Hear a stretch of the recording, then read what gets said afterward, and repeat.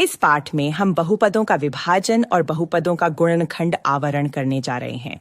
हम भाग के मूल तत्वों पर वापस जाकर शुरुआत करेंगे। एक त्वरित लंबे भाग की गणना के साथ शुरू करेंगे ताकि हमें चरणों का काम कैसे करता है याद दिला सकें।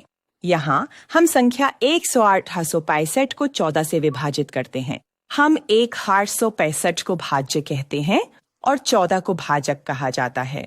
विभाज्य में पहले अंक पर नजर डालें, संख्या 1।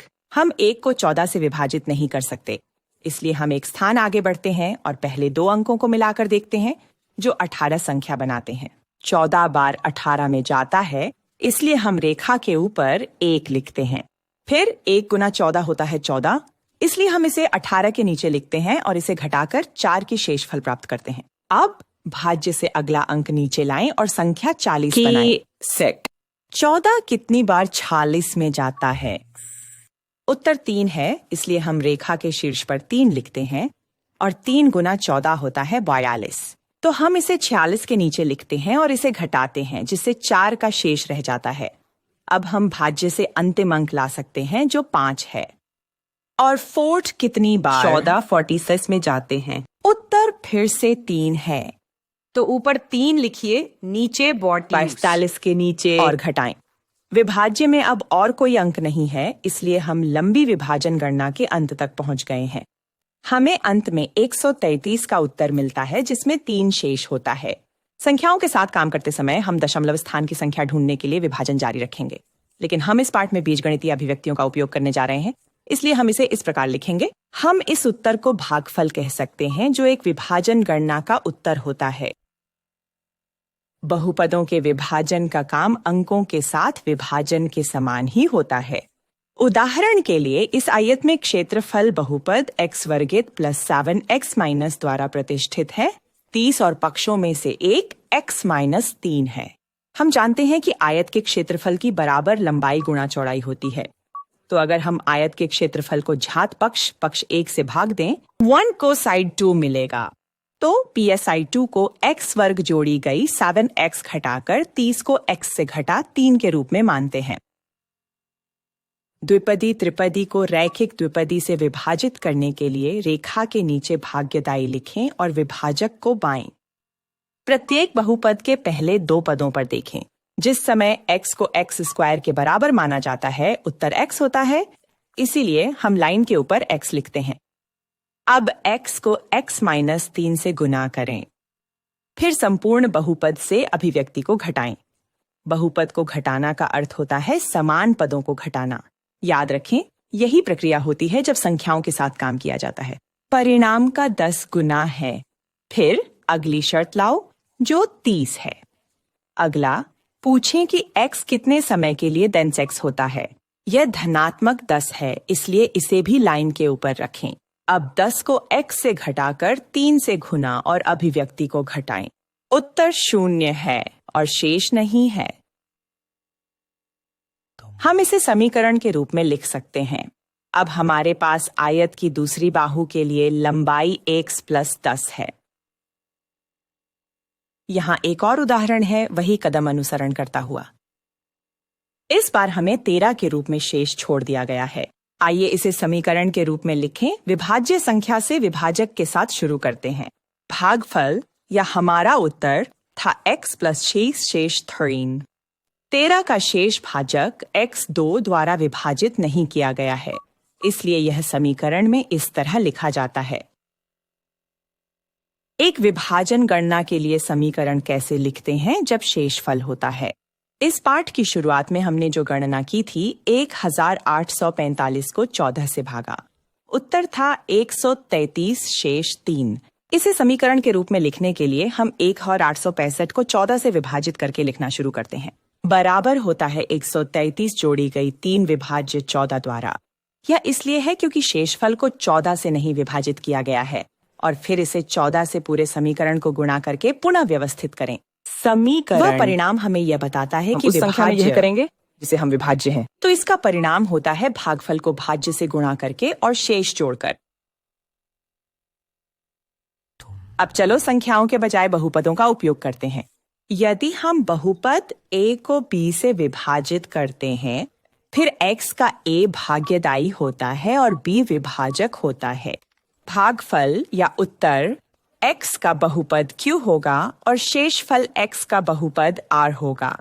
तो हमें किसी बहुपद a का x बहुपद b के x और q के x का गुणनखंड बराबर होता है शेषफल बहुपद के साथ।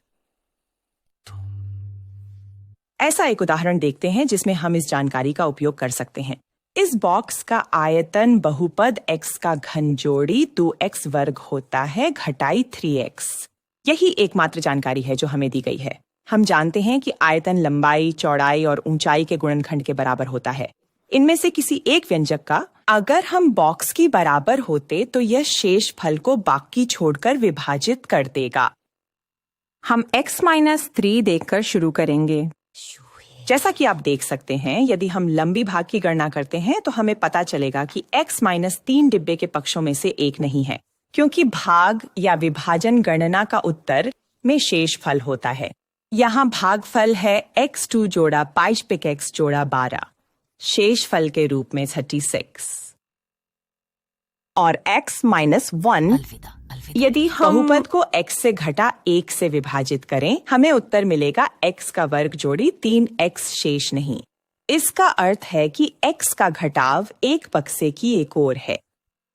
बहुपद x का घन प्लस 2x वर्ग माइनस 3x को पूरी तरह से घटाकर हमें 3 गुणनखंड मिलते हैं। इनके प्रत्येक गुणनखंड को एक व्यंजन कहते हैं जिसे बहुपद शेष छोड़े बिना विभाजित किया जा सकता है। इसलिए ये डिब्बे की तरफों की लंबाई होंगी x-1 और x+3। अब हमें बहुपद के गुणकों का पता चल गया है। हम बहुपद के मूल्यों को भी ढूंढ सकते हैं। बहुपद का मूल किसी भी चर का मान होता है जो बहुपद को बना सकता है। संपूर्ण बहुपद 0 के बराबर होता है। यदि हम एक मान चुनते हैं जो इन गुणनखंडों में से किसी को भी 0 कर देता है तो पूरा घन बहुपद 0 हो जाता है। पहले गुणक के लिए x, वह मूल्य जो इसे 0 बनाता है, वह सीधे 0 है। दूसरे गुणनखंड x1 के लिए जो मान इसे 0 बनाता है वह 1 है। तीसरे कारक के लिए x+3, ऐसा x मान जो इसे 0 बनाता है वह नकारात्मक 3 है। यह हमें बहुपद के 3 मूल देता है। 0, 1 और नकारात्मक 3 इस बहुपद के मूल हैं। हमने बक्से के किनारे बढ़ाने से मिले उन व्यंजकों को ढूंढकर जिन्हें भागदान करने में शेषफल छोड़े बिना विभाजित किया जा सकता था।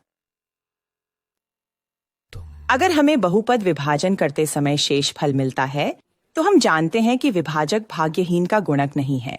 हालांकि प्रत्येक बार शेषफल पता लगाने के लिए पूरे दीर्घ विभाजन गणना करने में बहुत समय लगता है। शेषफल सिद्धांत एक त्वरित तरीका है जिसे हम बाकी के बहुपद विभाजन का पता लगाने के लिए उपयोग कर सकते हैं, बिना पूरी लंबी विभाजन करें। उदाहरण के लिए हमने पाया कि x-3 x³ + 2x वर्गभूत -3x का कारक नहीं है, क्योंकि हमने लंबी भाग गणना की और हमें 36 का शेषफल मिला। अभिव्यक्ति x के -3 का मूल 3 है, क्योंकि यह वह संख्या है जो अभिव्यक्ति को 0 के बराबर बनाएगा। अगर हमने इस मान 3 को लिया और इसे x के लिए प्रतिस्थापित किया, हम जानते हैं कि यह बहुपद को 0 के बराबर नहीं बनाएगा, क्योंकि 3 बहुपद का मूल नहीं है। लेकिन अगर ऐसा होता तो क्या होता? हमें 36 का उत्तर मिलेगा जो शेषफल के समान है। यह हमें इसके शेषफल की ओर ले जाता है। औपचारिक शब्दों में शेष थ्योरम कहता है, जब एक बहुपद x को एक रेखीय विभाजक ax के साथ जोड़ा जाता है, फिर हम रेखीय गुणक के मूल को प्रतिस्थापित कर सकते हैं जिसकी गणना हमने पहले की का मान घटा दिया द्वारा शेषफल पाने के लिए बहुपद से विभाजित करें।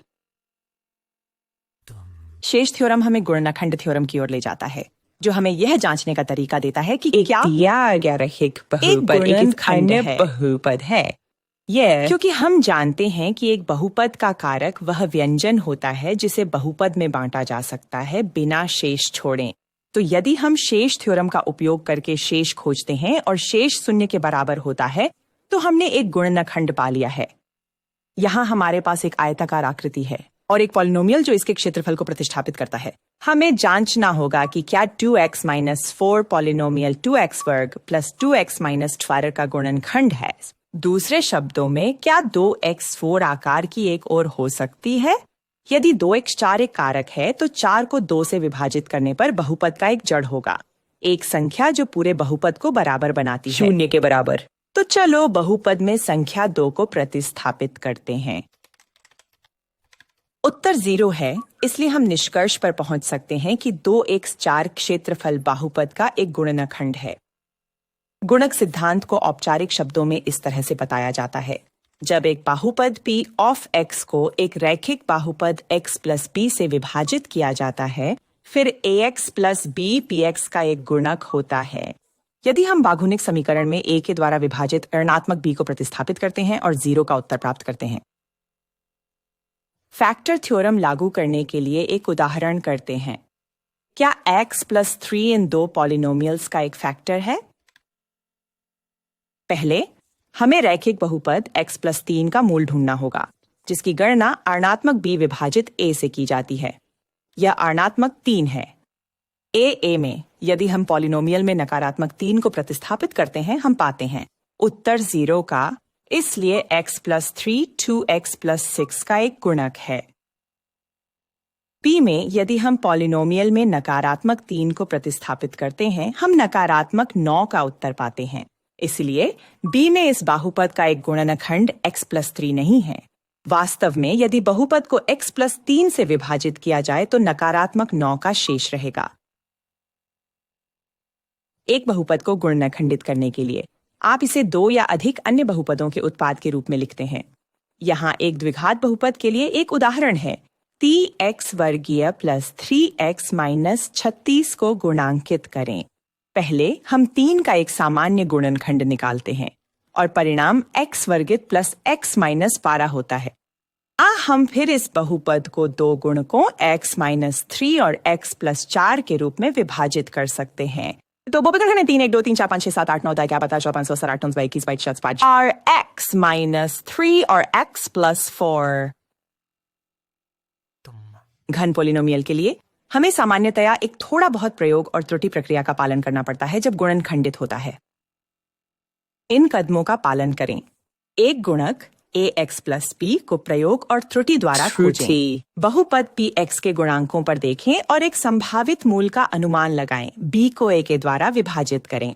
आप पोलिनोमियल को मुख्य गुणनक से भी विभाजित कर सकते हैं ताकि आप एक अकेले नंबर b खोज सकें, बजाय माइनस b विभाजित द्वारा a। 2 कारक थ्योरम का उपयोग करके यह जांचें कि क्या यह एक मूल है जिसमें दिखाया गया है कि p माइनस b विभाजित a बराबर 0 है। 3 जब आपको एक जड़ मिलती है जो काम करती है, तो px को गुणनखंड x प्लस b से विभाजित करें ताकि आप एक द्विघात पोलिनोमियल प्राप्त कर सकें। 4 द्विघात बहुपद के 2 गुणनखंडों को निर्धारित करने के लिए मानक गुणनखंडीकरण की विधियों का उपयोग करें। आइए एक उदाहरण पर विचार करते हैं। फैक्टर थ्योरम का उपयोग करके क्यूबिक पॉलिनोमियल का घटक शांति x बराबर होता है x घनात्मक प्लस 3x वर्गात्मक माइनस x माइनस 3। हमें पहले कारक को आजमाकर देखने की आवश्यकता है। पहले हम x माइनस 2 की कोशिश करते हैं और इस गुणनखंड के रूट जो 2 है को p ऑफ x में प्रतिस्थापित करते हैं। उत्तर 15 है, इसलिए यह एक गुणनखंड नहीं है। फिर हम x माइनस 1 की कोशिश करते हैं और 1 को p के x में बदलते हैं। उत्तर 0 है, इसलिए x माइनस एक p ऑफ x का एक गुणनखंड है। फिर हम लंबे विभाजन का उपयोग करके x को 1 से घटाकर px को विभाजित करते हैं। परिणाम एक दोहरी बहुपद है x वर्गित प्लस 4x प्लस 3। इसे कारकीकरण करना आसान है और हमारे अंतिम कारक x माइनस 1 है, x प्लस 3 और x प्लस 1।